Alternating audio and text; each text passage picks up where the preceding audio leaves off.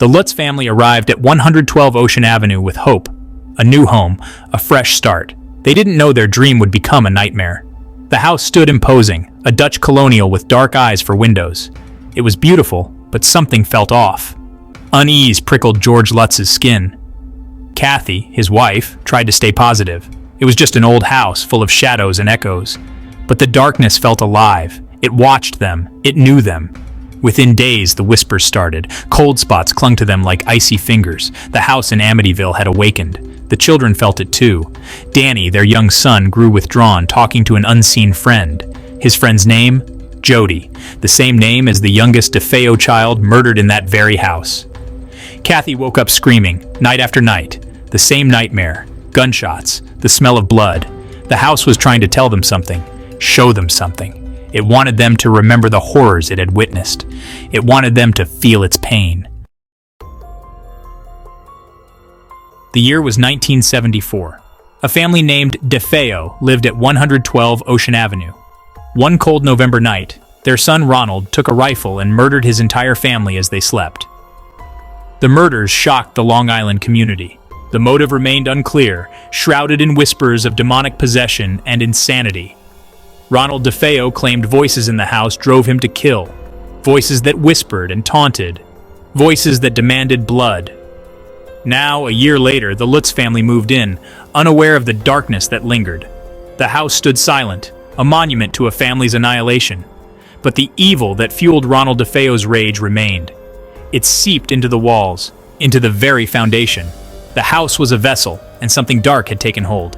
It waited, biding its time, waiting for new prey. Days turned into weeks. The paranormal activity intensified. Footsteps echoed in the dead of night. Disembodied voices whispered their names. The stench of decaying flesh clung to the air, a constant reminder of the house's gruesome past. George became withdrawn, his temper flaring at the slightest provocation. He woke up every morning at 3:15 a.m., the time of the DeFeo murders. Kathy saw things, red eyes glowing in the darkness. A demonic pig-like creature with glowing eyes peering at her from Danny's bedroom window. The children's behavior grew more erratic. They talked to unseen entities. They played games with the darkness. The house was changing them, twisting their perceptions.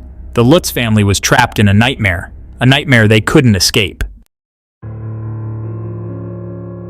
Section 4. Evidence of a haunting. The case for the paranormal. Many believe the Lutz family's story. They point to the family's quick departure, leaving behind all their belongings. Why else would a family abandon a brand new home? Paranormal investigators flocked to 112 Ocean Avenue. They conducted seances. They used EVP recorders, capturing chilling whispers and disembodied voices. Photos taken inside the house revealed strange anomalies, orbs of light, unexplained shadows. One photo, taken by famed paranormal investigators Ed and Lorraine Warren, shows a young boy with glowing eyes peering from a doorway. Could it be the ghost of John Matthew DeFeo, one of the murdered children? The evidence, though often contested, fueled the belief that something truly evil resided in the Amityville house. Something that tormented the Lutz family. Something that continues to haunt the house to this day. Section 5. Fabrications and Lies. Unmasking the Amityville Horror. Skeptics dismiss the Amityville haunting as a hoax, a fabrication concocted by the Lutz family and their lawyer, William Weber. They argue that the family invented the story for financial gain, to secure a book deal and movie rights. Indeed, the Lutz family profited from their experiences, their story becoming a best-selling book and a series of horror films. There are inconsistencies in the Lutz family's accounts. Details change over time. Witnesses recant their stories. The paranormal evidence, skeptics claim, is easily debunked. The orbs of light are dust particles. The eerie whispers are simply the sounds of an old house settling. The demonic pig creature? A figment of Kathy Lutz's imagination, fueled by stress and sleep deprivation. The Amityville horror, they argue, is nothing more than a clever hoax.